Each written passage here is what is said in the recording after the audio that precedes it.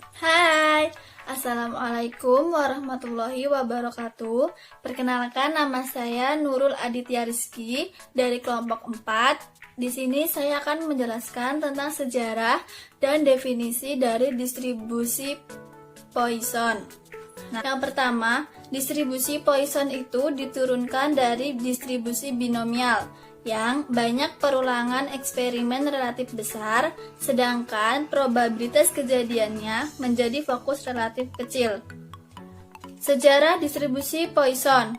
Distribusi Poisson ini sering disebut juga dengan distribusi binomial yang ditemukan oleh S. D. Poisson pada tahun 1781 sampai 1841. Distribusi Poisson termasuk distribusi teoritis yang memakai variabel random. Menurut Walpole pada tahun 1955, distribusi Poisson adalah distribusi peluang acak Poisson X yang menyatakan banyaknya sukses yang terjadi dalam suatu selang waktu tertentu. Distribusi Poisson, distribusi nilai-nilai bagi suatu variabel random X atau X discrete, yaitu banyaknya hasil percobaan yang terjadi. Kedua, distribusi probabilitas discrete yang menyatakan peluang jumlah peristiwa yang terjadi pada periode waktu tertentu apabila rata-rata kejadian tersebut diketahui dalam waktu yang saling bebas sejak kejadian terakhir. Peluang Poisson ini diperoleh dari fungsi peluang binomial menggunakan permisalan n kali theta sama dengan lambda, sehingga theta sama dengan lambda per n. Nah, n itu banyak percobaan, lambda rata-rata, theta peluang banyak kejadian. Perkenalkan, saya Safi Rahmah. Di video ini saya akan menjelaskan tentang ciri-ciri distribusi Poisson, kegunaan atau aplikasi distribusi Poisson, dan rumus distribusi Poisson. Oke, langsung saja kita menuju ke slide yang pertama. Pada slide pertama ini, kita akan mengetahui ciri-ciri distribusi Poisson, yaitu yang pertama, banyaknya hasil percobaan yang terjadi dalam suatu interval waktu atau suatu daerah tertentu tidak bergantung pada banyaknya hasil percobaan yang terjadi pada interval waktu atau daerah lain yang terpisah. Yang kedua, probabilitas hasil percobaannya sebanding dengan panjang interval waktu. Yang ketiga, variabel yang digunakan merupakan variabel discrete. Dan yang terakhir atau yang keempat yaitu percobaannya bersifat random atau acak. Oke, selanjutnya yaitu kegunaan atau aplikasi distribusi Poisson. Distribusi Poisson ini biasanya digunakan dalam menghitung probabilitas terjadinya peristiwa menurut satuan waktu, ruang, atau isi. Di sini saya akan mengambil 3 contoh, yaitu yang pertama, banyaknya pengguna telepon per menit. Yang kedua, banyaknya kesalahan pengetikan dalam satu halaman buku. Dan yang ketiga, yaitu banyaknya mobil yang lewat selama 5 menit pada ruas jalan tertentu. Nah, selain itu juga distribusi Poisson bisa digunakan dalam menghitung distribusi binomial. Tentunya ada syaratnya, yaitu apabila n-nya besar, yaitu n harus lebih dari atau sama dengan 30 dan p atau probabilitasnya relatif kecil, yaitu p kurang dari 0,1. Oke, selanjutnya yaitu rumus dari distribusi Poisson. Nah, distribusi Poisson ini rumusnya yaitu px sama dengan lambda pangkat x dikali e pangkat min lambda per x faktorial, di mana lambda sama dengan rata-rata keberhasilan atau n dikali p. N sama dengan banyaknya amatan, P sama dengan probabilitas sukses, X sama dengan variabel random discrete, dan E-nya bernilai 2,71828. Selanjutnya yaitu contoh soal. Sebuah konveksi pakaian menggunakan 20 mesin jahit. Probabilitas sebuah mesin jahit mengalami dan memerlukan perbaikan adalah 0,02.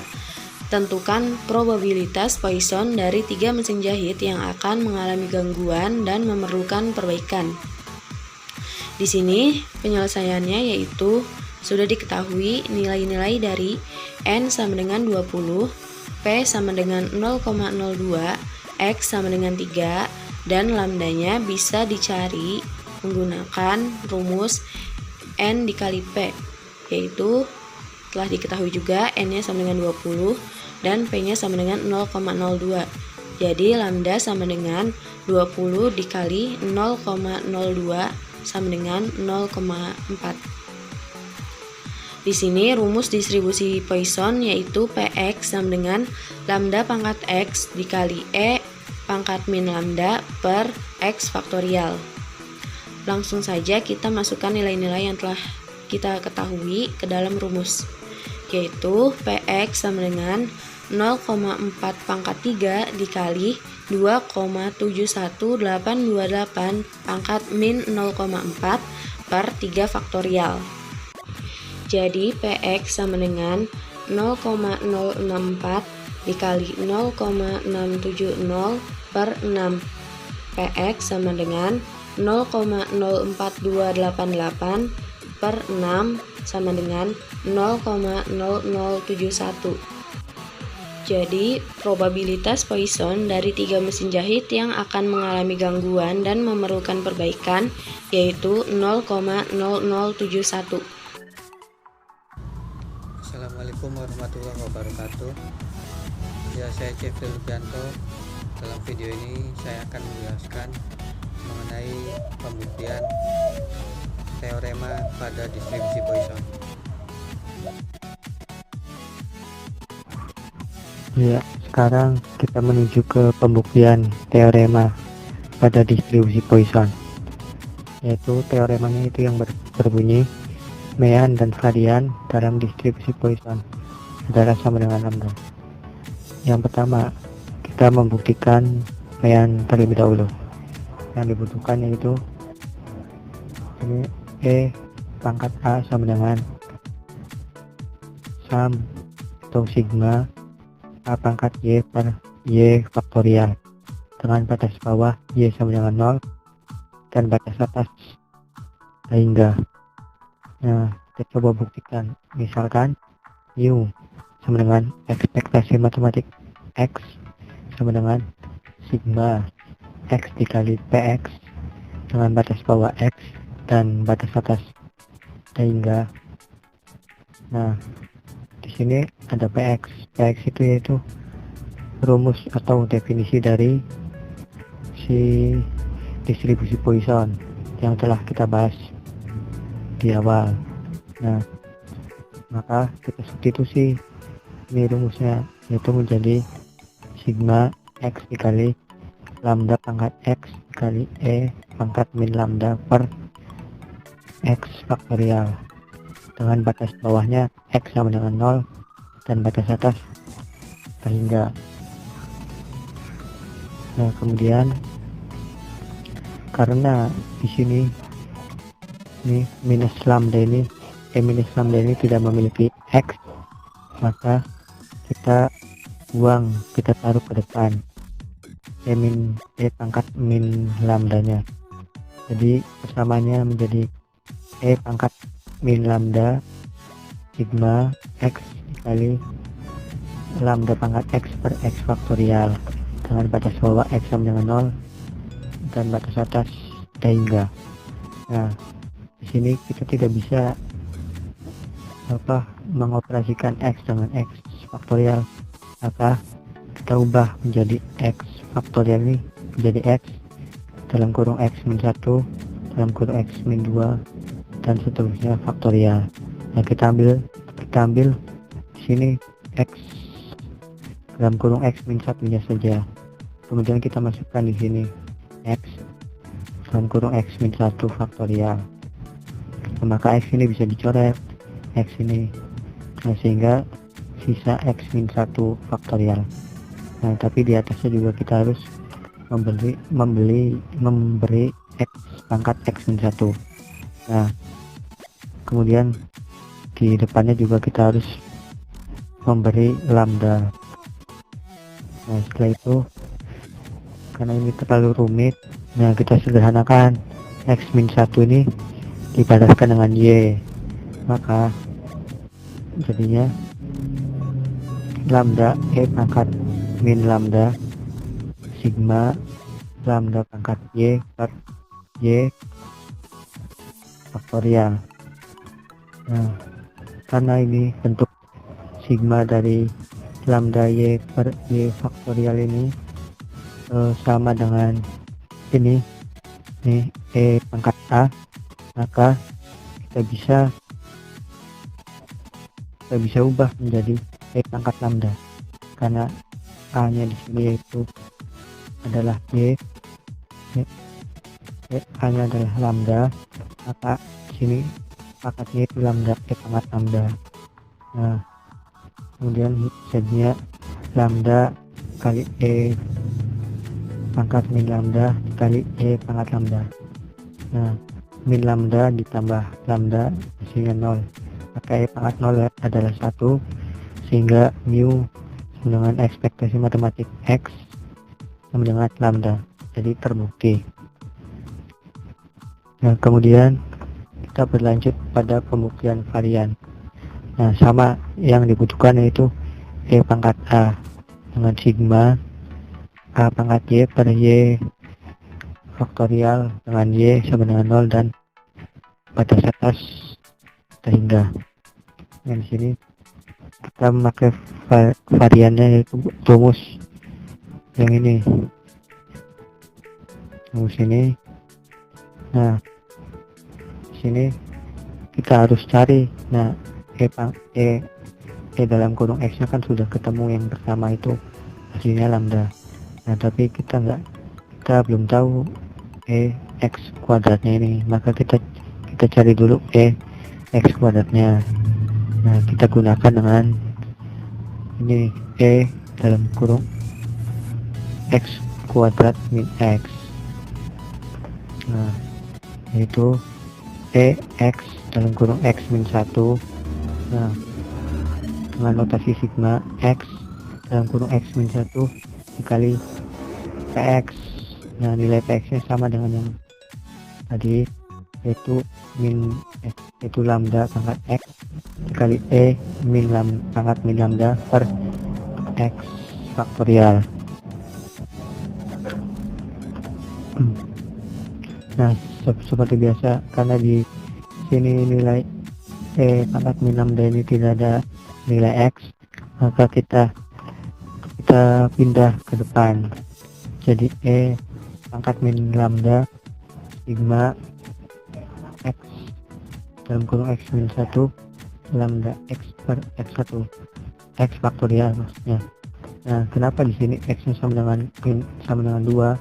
Karena kalau kita di sini batasnya yaitu X sama dengan 0, maka hasil dari sigma ini adalah 0. Kalau 1 tetap saja hasilnya 0, maka agar ada hasilnya X nya harus sama dengan 2.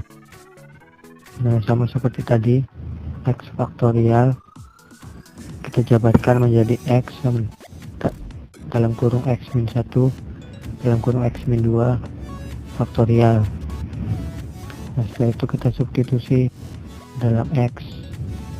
Nah, sehingga kita bisa coret ini X min 1 X min 1 sehingga menjadi X min 2 faktorial. Nah, kemudian sama juga seperti yang tadi, kita ubah ini X nya dia pangkat dari lambda ini menjadi X min 2, dan di sini kita beri lambda pangkat 2 juga, karena kalau X min 1 berarti pangkatnya 1, kalau X min 2 berarti pangkatnya 2. Ya, tetap di sini X nya sama dengan 2. Nah, karena terlalu rumit, maka kita sederhanakan. X min 2 itu sama dengan Y, maka diperoleh lambda kuadrat dikali E pangkat min lambda notasi sigma lambda pangkat Y per Y faktorial. Nah, sama dengan yang tadi, yaitu dengan E pangkat A. Nah, kita bisa sederhanakan menjadi lambda kuadrat dikali E pangkat min lambda dikali E pangkat lambda, yaitu ini, yang ini hasilnya adalah E pangkat 0 yaitu 1, maka 1 dikali lambda kuadrat adalah lambda kuadrat, sehingga X kuadrat min X yaitu lambda kuadrat. Nah, maka karena sehingga kita peroleh nih X kuadrat min X sama dengan lambda kuadrat. Nah, kita jabarkan menjadi X kuadrat dikurangi EX. Nah, EX kan sudah diketahui yaitu lambda, maka kita hanya mencari EX kuadrat sama dengan lambda kuadrat plus lambda. Nah, jadi varian dari X yaitu X kuadrat dikurangi EX kuadrat. Nah, tadi kan kita tahu bahwa EX kuadrat ini adalah lambda kuadrat tambah lambda, dan EX itu adalah mean yang pertama yaitu harus lambda, maka lambda kuadrat tambah lambda dikurangi lambda kuadrat hasilnya adalah lambda, sehingga varian terbukti bahwa varian dari distribusi Poisson sama dengan lambda. Assalamualaikum warahmatullahi wabarakatuh. Perkenalkan, nama saya Lutfi Katunanda. Saya mahasiswa INC Jati Cirebon, jurusan Teknik Matematika, kelas 4E. Saya akan menjelaskan tentang simpangan baku distribusi Poisson. Simpangan baku. Pembahasan ini sangat berkaitan sekali dengan mean serta varian yang sebelumnya sudah dijelaskan oleh saudara Jeffrey. Simpangan baku atau disebut standar deviasi adalah ukuran-ukuran keberagaman atau variasi data statistik yang sering digunakan. Standar deviasi atau simpangan baku merupakan akar kuadrat dari varian. Oleh karena itu, jika salah satu nilai dari kedua ukuran tersebut diketahui, maka akan diketahui juga nilai ukuran yang lain. Oke, selanjutnya dari yang penjelasan Jeffrey dapat kita simpulkan bahwa mean itu atau E dalam kurung X itu sama dengan lambda, serta di varian juga dibahas bahwasanya E dalam kurung X min 1 sama dengan lambda kuadrat atau sigma kuadrat itu adalah varian sama dengan lambda.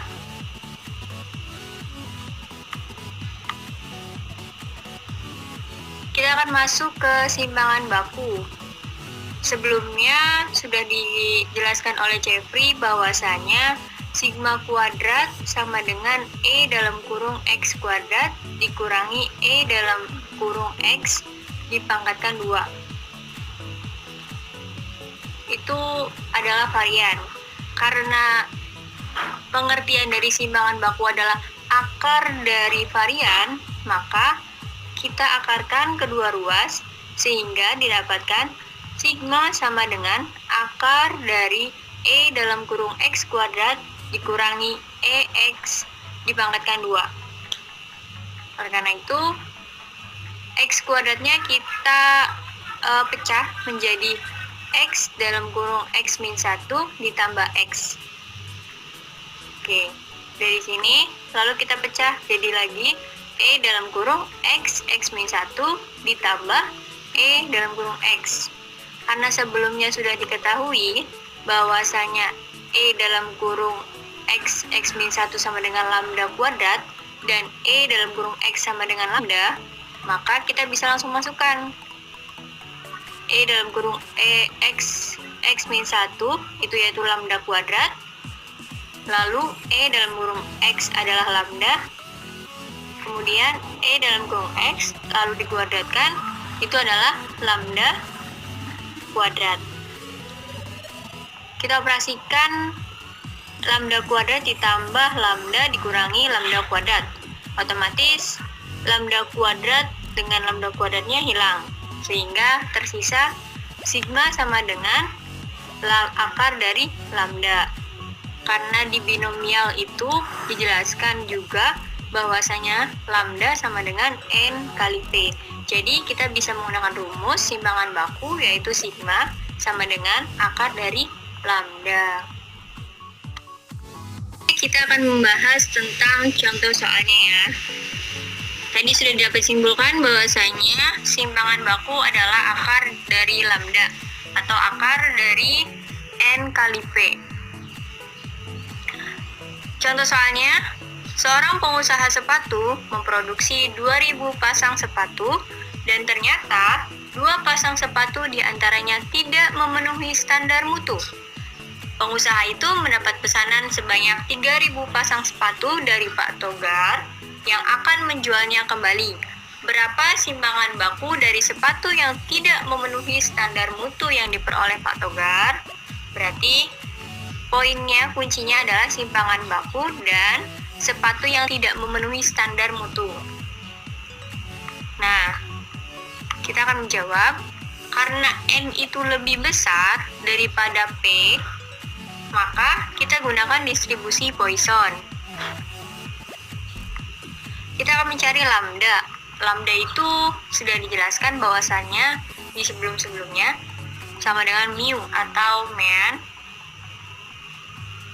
yaitu rumusnya N kali P. N-nya itu 3000, yaitu pesanan sebanyak 3000. P-nya itu kita cari dengan cara 2/2000. Jadi 0,001. Lambda sama dengan N kali P. 3000 dikali 0,001. Maka kita dapat sama dengan 3 lambdanya. Karena kita mencari simpangan baku, maka sigma sama dengan akar dari lambda sama dengan akar 3. Lambdanya kan 3. Berarti dapat kita simpulkan bahwasanya simpangan bakunya adalah 1,732 atau akar 3. Terima kasih. Saya Meli Melani Rahmadani. Di sini saya akan memberikan beberapa contoh soal berikut dengan cara penyelesaiannya terkait dengan varians rata-rata dan peluang distribusi Poisson. Contoh soal yang pertama, rata-rata jumlah hari sekolah ditutup karena salju selama musim dingin di suatu kota di bagian timur Amerika Serikat adalah 4. Pertanyaannya, Yang A, berapa peluang bahwa sekolah-sekolah di kota ini akan ditutup selama 6 hari dalam suatu musim dingin? Yang B, tentukan variansnya. Penyelesaiannya yang A, dengan menggunakan distribusi Poisson, dari soal di atas telah diketahui bahwa nilai dari X sama dengan 6. Nah, nilai dari X-nya sama dengan 6. Dan lambda atau rata-rata sama dengan 4. Rata-ratanya 4. Maka didapat peluang sekolah ditutup selama 6 hari sama dengan lambda pangkat X dikali E pangkat min lambda per X faktorial sama dengan 4 pangkat 6 dikali 2,71828 pangkat min 6 per 6 faktorial sama dengan 4096 dikali 0,0183 per 720 sama dengan 74,9568 per 720 sama dengan 0,1041. Jadi, peluang sekolah akan ditutup selama 6 hari pada musim dingin adalah 0,1041. Lalu soal yang B, tentukan variansnya. Nah, karena sebelumnya sudah dibuktikan, sudah dijelaskan bahwa EX untuk distribusi Poisson adalah lambda, sehingga EX sama dengan 4. Kenapa 4? Karena nilai lambdanya diketahui adalah 4. Maka EX kuadrat sama dengan lambda ditambah lambda kuadrat sama dengan 4 ditambah 4 kuadrat sama dengan 20. Sehingga varian X-nya sama dengan EX kuadrat dikurangi EX kuadrat sama dengan 20 dikurangi 16 sama dengan 4. Nah, untuk contoh soal yang bagian B ini, sebenarnya tanpa harus melakukan penghitungan seperti ini, bisa langsung diketahui variansnya sama dengan 4. Kenapa? Karena pada distribusi Poisson, mean dan varians itu sama dengan lambda. Karena di sini lambdanya diketahui sama dengan 4, sehingga kita tahu bahwa variansnya sama dengan 4. Contoh soal yang kedua. Kendaraan melewati suatu pertigaan jalan dengan rata-rata 300 kendaraan setiap jamnya. Tentukan peluang kejadian tidak ada kendaraan yang melewati pertigaan itu dalam rentang waktu 1 menit. Penyelesaiannya, rata-rata kendaraan melewati jalan itu per menitnya adalah lambda sama dengan 300 per 60. Kenapa dibagi 60? Karena setiap 1 jam itu sama dengan 60 menit, sehingga lambdanya adalah 300 per 60 sama dengan 5.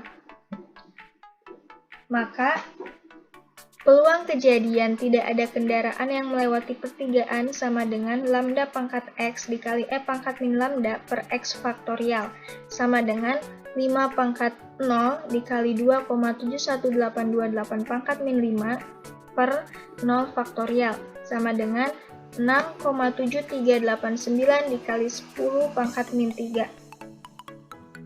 Jadi, peluang kejadian tidak adanya kendaraan yang melewati pertigaan adalah 6,7389 dikali 10 pangkat min 3. Contoh soal yang ketiga. Misalkan X adalah peubah acak berdistribusi Poisson dengan parameter lambda jika Px sama dengan 0-nya adalah 0,2, maka nilai dari Px sama dengan 2 adalah berapa? Penyelesaiannya, rumus dari peluang distribusi Poisson adalah Px sama dengan X sama dengan lambda pangkat X dikali E pangkat min lambda per X faktorial, di mana X-nya sama dengan 0, 1, 2, 3, dan seterusnya. Nah, langkah pertama yang harus dilakukan adalah kita harus menentukan nilai lambda. Px sama dengan 0 sama dengan 0,-2. Lambda pangkat 0 dikali E pangkat min lambda per 0 faktorial sama dengan 0,2. Sehingga E pangkat min lambda sama dengan 0,2. Didapat lambdanya sama dengan 1,6. Kemudian cari nilai Px sama dengan 2. Px sama dengan 2 sama dengan 1,6 pangkat 2 dikali 2,71828 pangkat min 1,6 per 2 faktorial. Hasilnya adalah 0,2584. Kemudian contoh soal yang keempat, 200 penumpang telah memesan tiket untuk sebuah penerbangan luar negeri. Jika peluang penumpang yang telah mempunyai tiket tidak datang sebesar 0,07, maka berapakah peluang ada 2 penumpang yang tidak datang? Penyelesaiannya, dengan menggunakan pendekatan Poisson diketahui bahwa nilai dari lambda, rata-rata dari nilai Poisson itu sama dengan N dikali P. Di sini N-nya adalah 200. N-nya adalah 200. Dan P-nya adalah 0,07. Ini adalah P, ini adalah N. Sehingga lambda sama dengan N dikali P sama dengan 200 dikali 0,07 sama dengan 1,4. Dan nilai dari X sama dengan 2. Ini adalah nilai dari X sama dengan 2. Dengan demikian, peluang adanya 2 penumpang yang tidak datang sama dengan 1,4 pangkat 2 dikali 2,71828 pangkat min 1,4 per 2 faktorial sama dengan 0,2417. Jadi, peluang terdapat 2 penumpang yang tidak datang yaitu sebesar 0,2417.